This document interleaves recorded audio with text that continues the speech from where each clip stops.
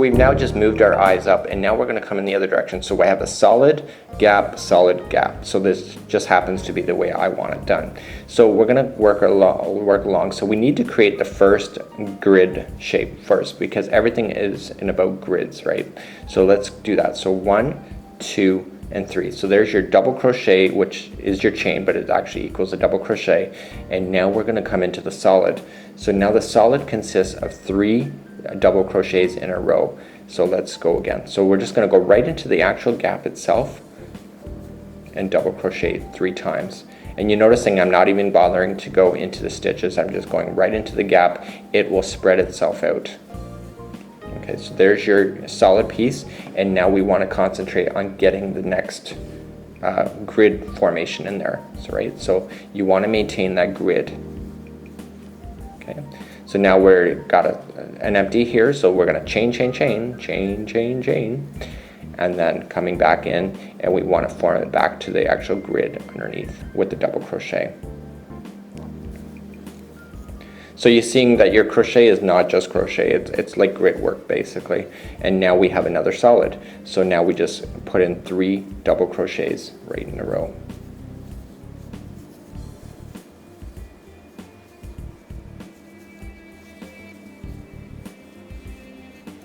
And now we want to form the actual grid mark again, which is going into the stitch underneath, attaching it. So there's your grid spot, and then the final is blank. So 1, 2, and 3. So that was chain.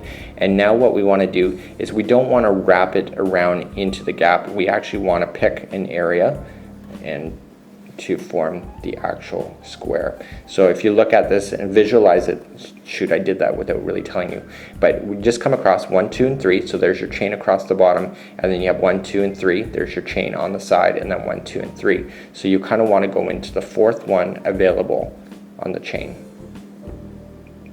Hopefully that makes any sense to you. I just kind of did that without telling you.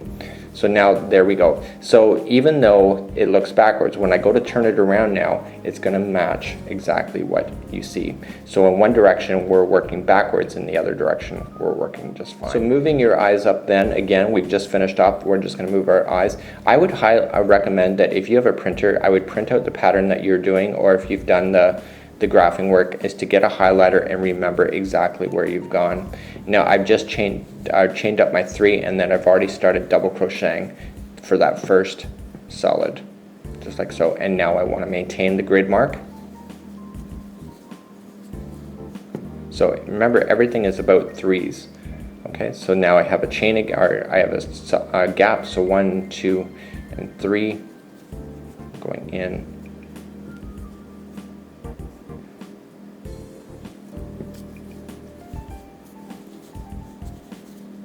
Okay, and now I have a solid again according to my pattern. So 1, 2, and 3. And now I got to maintain my grid again, so I'm going into the actual stitch. So now when I've gone across this way, so 1, 2, and 3 is because it's a gap, and then I'm going to go right into the edge piece. So now when I'm looking at this one, now I've come across and it still looks exactly the way that I see it, but now I'm going to turn it again and do my final. So we're just going to chain up our 3, so 1, 2, and 3. Okay, so we've come across here, now we're coming back up and going across.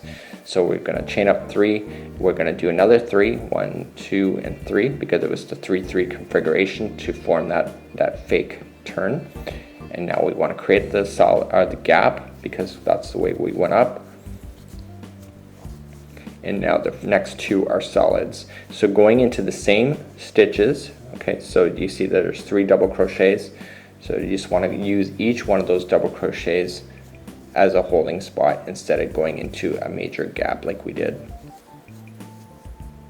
Okay, so there's your 3 right in the middle. And now this is your grid spot, so you want to mark that. And then of course we're asking for another solid, so and this happens to be a gap spot, so we're just going to put our 3 crochets into the gap and let it spread out on its own. Okay, and now we have another solid, or another gap, so oh sorry, we have to mark where we are. So we have to maintain that grid. And then 1, 2, and 3 for your next space.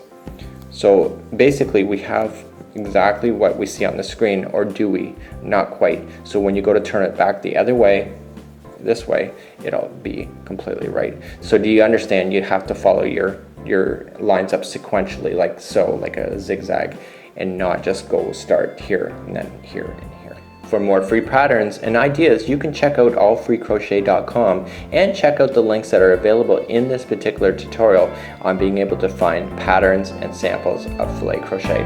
Good luck and enjoy.